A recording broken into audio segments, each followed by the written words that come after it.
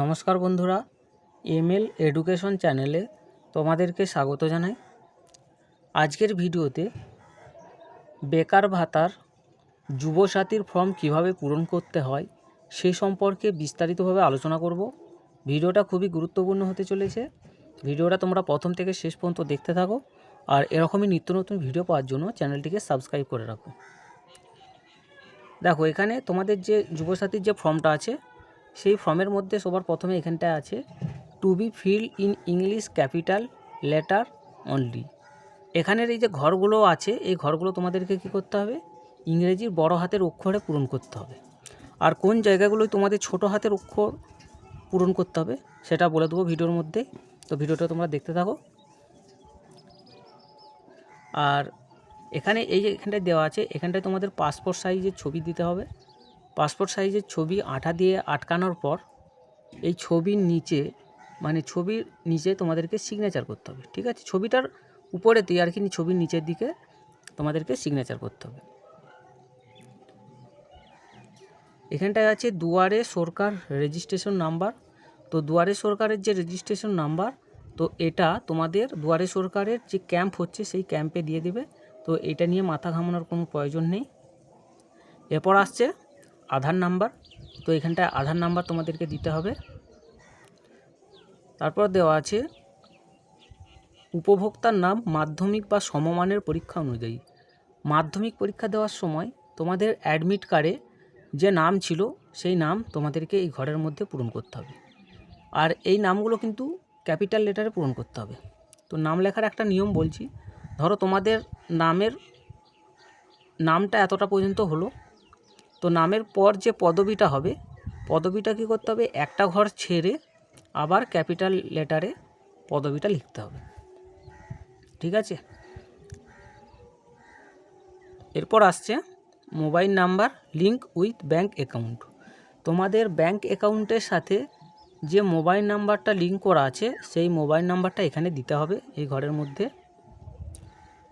এরপর আসছে email ID. যদি ইমেল আইডি তোমাদের থেকে থাকে সেই ইমেল আইডি এখানে দিতে হবে। এখানটা দেওয়া আছে জেন্ডার বা লিঙ্গ। তো জেন্ডার বা লিঙ্গের জন্য এখানে তিনটে ঘর দেওয়া আছে।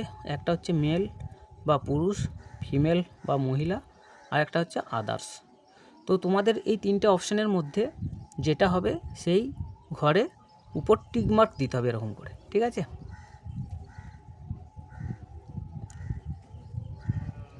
এখানে আছে ডেট অফ বার্থ বা জন্ম তারিখ।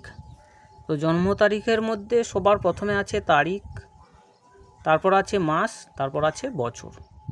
তো এখানে এই যে ঘরটা আছে এই ঘরটার মধ্যে এখানটায় তোমাদের যে জন্ম তারিখ, এখানটায় তারিখ দিতে হবে, এখানটায় মাস দিতে হবে, এখানটায় বছর দিতে হবে।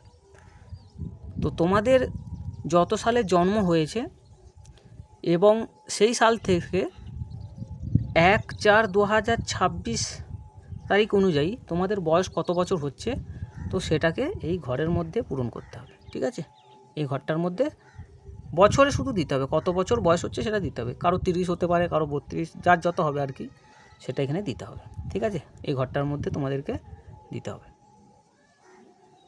এরপর আসছে ফাদার নেম বা পিতার নাম। এখানে পিতার নাম এগুলো আগেই বলেছি, যখন ক্যাপিটাল লেটার বা বড় হাতের অক্ষরে লিখতে হবে, তারপরে এক ঘর ছেড়ে পদবিটা লিখতে হবে। মায়ের নামের ক্ষেত্রেও সেম জিনিস।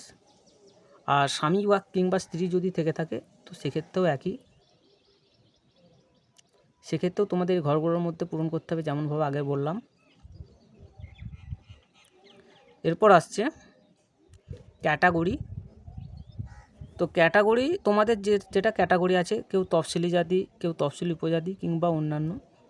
তো যাদের ক্যাটাগরি থাকবে, সার্টিফিকেট থাকবে, তো সেইখানে এই যে ঘরগুলো দেওয়া আছে এই ঘরগুলোর মধ্যে তোমাদেরকে টিকমার্ক করতে হবে। আর যাদের নেই তাদের তো দেওয়ার কোনো প্রয়োজন নেই। আর তোমাদের যদি ক্যাটাগরির মধ্যে কাস্ট সার্টিফিকেট যদি থেকে থাকে সেই কাস্ট সার্টিফিকেটের নাম্বারটা এখানে পূরণ করতে হবে। সেই কাস্ট সার্টিফিকেটের নাম্বারটা এই ঘরের মধ্যে পূরণ করতে হবে। এরপর আসছে ম্যারিটাল স্ট্যাটাস বা বৈবাহিক অবস্থা।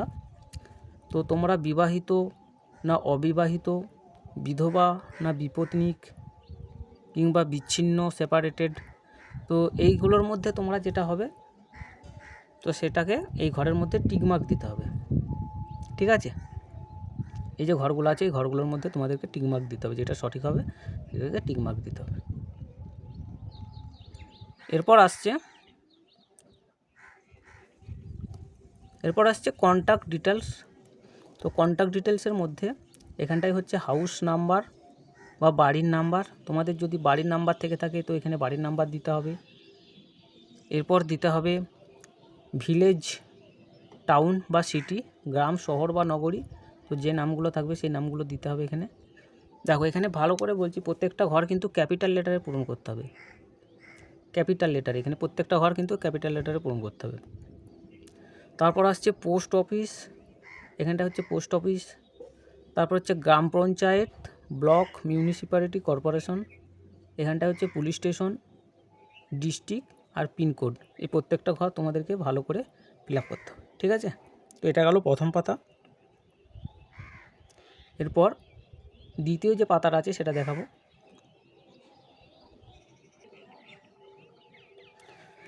তো এখন আমরা দ্বিতীয় পাতার মধ্যে চলে এসেছি। তো দ্বিতীয় পাতার মধ্যে এখানটায় দেওয়া আছে, সবার প্রথমেই দেওয়া আছে মাধ্যমিক বা সমতুল্য পরীক্ষার বিবরণ। তো মাধ্যমিক বা সমতুল্য পরীক্ষার বিবরণের মধ্যে এখানটায় দিতে হবে রোল। তোমাদের অ্যাডমিট কার্ড যেটা আছে সেই অ্যাডমিট কার্ড দেখবে, সেই অ্যাডমিট কার্ডের মধ্যে যে রোল নাম্বার দেওয়া আছে সেই রোলটাকে সবার প্রথমে রোল লিখতে হবে, নাম্বারটা কিন্তু দিতে হবে, নাম্বারটা সবার শেষে দিতে হবে। তাহলে সবার প্রথমে এখানটায় দিতে হচ্ছে রোল। রোল লেখার পর তোমাদেরকে এখানটায় নাম্বার দিতে হবে, ঠিক আছে। তোমাদের অ্যাডমিট কার্ডের মধ্যে দেখবে লেখা আছে যে সবার প্রথমে লেখা আছে রোল, তারপরে আবার নম্বর দিয়ে বাকি যে সংখ্যাগুলো আছে সেগুলো লেখা আছে। তো এইখানেতেও তোমরা কী করবে, সবার প্রথমে রোল লিখবে, তারপরে যে নাম্বারটা আছে অ্যাডমিট কার্ডে সেটা লিখবে, ঠিক আছে। কত সালে তোমরা মাধ্যমিক পরীক্ষায় পাস করেছিলে তো সেটা এখানে উল্লেখ করতে হবে। কোন বোর্ড থেকে পাস করেছিলে সেই বোর্ডের কথা এখানে উল্লেখ করতে হবে। ডব্লিউবিবিএসই নাকি সিবিএসই নাকি কেএসসি কিংবা আরও যদি কিছু থেকে থাকে তো সেই ঘরগুলো তোমাদেরকে এখানে পূরণ করতে হচ্ছে, ঠিক আছে। তাহলে এটা গেল বোর্ড, যেটা হবে সেটা পূরণ করবে। এডুকেশনাল কোয়ালিফিকেশন বা হায়েস্ট, শিক্ষাগত সর্বোচ্চ যোগ্যতা। তো তোমাদের সর্বোচ্চ শিক্ষাগত যোগ্যতা কী তো সেটা এই জায়গার মধ্যে উল্লেখ করতে হবে, এই জায়গার মধ্যে তোমাদেরকে ক্যাপিটাল লেটারে লিখতে হবে, ঠিক আছে। এই পরের যে ঘরটা আছে প্রেজেন্ট অকুপেশন, বর্তমানে তুমি কোন পেশার সাথে নিযুক্ত আছো তো সেটাকে লিখতে হবে ক্যাপিটাল লেটারে। কেউ যদি ফার্মার হয়ে থাকো তো ফার্মার, কেউ যদি এখনও পড়াশোনা চালিয়ে যাও তো সেখানে স্টুডেন্ট, তো সেটা লিখতে পারো। কিংবা কেউ যদি আরও অন্য কোনো পেশার সাথে যুক্ত থাকো তো সেটাকে এখানে ক্যাপিটাল লেটারে এখানে লিখে দিতে হবে। এরপর আসছে সবথেকে গুরুত্বপূর্ণ জিনিস যেটা, সেটা হচ্ছে ব্যাঙ্ক অ্যাকাউন্ট ডিটেলস, আধার লিঙ্ক। মানে যে ব্যাংকের সাথে তোমাদের আধার লিঙ্ক করা আছে সেই ব্যাংকের নাম তোমাদেরকে এখানে লিখতে হবে সবার প্রথমে। এই ঘরটার মধ্যে লিখতে হবে সেই ব্যাংকের নাম। আরও এসবিআই হলে স্টেট ব্যাঙ্ক অফ ইন্ডিয়া কিংবা আরও অন্যান্য ব্যাংক থাকলে সেই ব্যাংকের নাম এখানে লিখতে হবে। ব্যাংকের শাখার নাম এখানে লিখতে হবে। তারপর হচ্ছে ব্যাংকের অ্যাকাউন্ট নাম্বার। দেখো অ্যাকাউন্ট নাম্বারটা খুব কেয়ারফুলি পূরণ করবে, সচেতনভাবে। তারপর অ্যাকাউন্ট নাম্বার লেখার পর এখানে লিখতে হবে আইএফএসসি কোড, যে আইএফএসসি কোড আছে সেই কোড লিখতে হবে। পরের যে ঘরটা আছে দেখো, অন্য কোনো সরকারি সাহায্য পান কি না রাজ্য সরকার প্রদত্ত শিক্ষাগত সুবিধা বা বৃত্তি ছাড়া। তো অন্য কোনো যদি সরকারি মানে স্কলারশিপ বা অন্য কোনো সরকারি সাহায্য তোমরা যদি পেয়ে থাকো তো সেটা এখানে হ্যাঁ কিংবা না সেটা লিখতে হবে, ঠিক আছে। এই জায়গাটার মধ্যে তোমাদেরকে লিখতে হবে। আর যদি পেয়ে থাকো তার বিস্তারিত বিবরণ এই ঘরটার মধ্যে পূরণ করতে হবে। এরপর আছে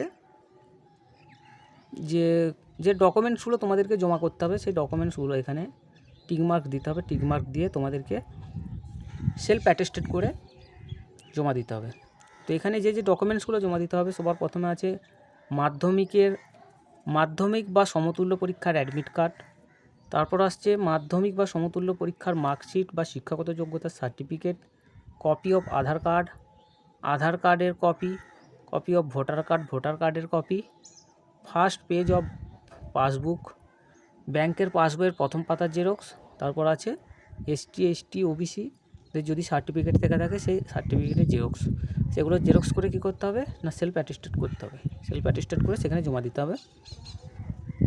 এরপর সবার শেষের দিকে চলে যায়, এখানে দেওয়া আছে সিগনেচার অফ অ্যাপ্লিক্যান্ট, আবেদনকারীর স্বাক্ষর। তো তোমরা যে আবেদন করছো দেখো এই জায়গাটায় খুব খুবই সচেতনভাবে পূরণ করবে। এই জায়গাটায় তোমরা যেমনভাবে সই করো সেই তেমনভাবে সই করবে, ঠিক আছে। দেখো এই জায়গাটার মধ্যে তোমরা কিন্তু ক্যাপিটাল পুরোটাই ক্যাপিটাল করবে না, তোমরা যেমনভাবে সই করো সেই সইটা এখানে করতে হবে তেমনভাবে, ঠিক আছে। এরপর হচ্ছে এখানটা দেওয়া আছে দুয়ারে সরকার রেজিস্ট্রেশন নাম্বার। তো রেজিস্ট্রেশন নাম্বার আগেই বলেছি, রেজিস্ট্রেশন নাম্বার তোমাদের ক্যাম্প থেকে দিয়ে দেবে। তারপর দেখো তোলার দিকে, এই ক্যাম্পের তোলার দিকে দেওয়া আছে তোমার নামটা এখানে লিখতে হবে ক্যাপিটাল লেটারে। তারপর লিখতে হবে সন, ডটার, ওয়াইফ। তো যেটা হবে কারো স্বামী, বাবা কিংবা কন্যা যদি হয়ে থাকে তো সেক্ষেত্রে কী করতে হবে এখানে, তো তোমাদের বাবার নাম, স্বামীর নাম ইত্যাদি লিখতে হবে।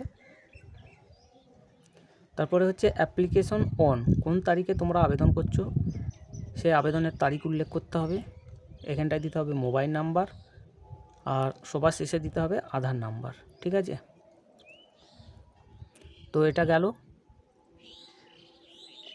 এর সাথে তোমাদের কিন্তু আরেকটা ফর্ম দেবে, সেই ফর্মটাও তোমাদেরকে দেখিয়ে দিচ্ছি। এই টাইপের একটা ফর্ম দেবে যে আধার প্রামাণিকীকরণের জন্য সম্মতিপত্র। তো সেই ফর্মের মধ্যে সবার প্রথমে তোমাদেরকে আধার নাম্বারটা দিতে হবে, এই জায়গার মধ্যে আধার নাম্বার দিতে হবে। আধার নাম্বার দেওয়ার পর সবার শেষে তোমাদের সিগনেচার করতে হবে, দিয়ে তোমাদেরকে দুয়ারে অফিসের ক্যাম্পে গিয়ে ফর্মটা জমা করলি সেখান থেকে তোমাদেরকে যে রিসিপ্ট কপি দিবে তো সেটা তোমরা বাড়িতে নিয়ে আসবে। এটা খুব ভালো করে রাখবে, একটা রিসিপ্ট দিয়ে দিবে, ঠিক আছে। তো এই ছিল তোমাদের যুবসাথী প্রকল্পে আবেদন করার জন্য বিস্তারিত ভিডিও। তো এখানেতেই ভিডিও শেষ করছি, পরের এপিসোডে আবার দেখা হবে।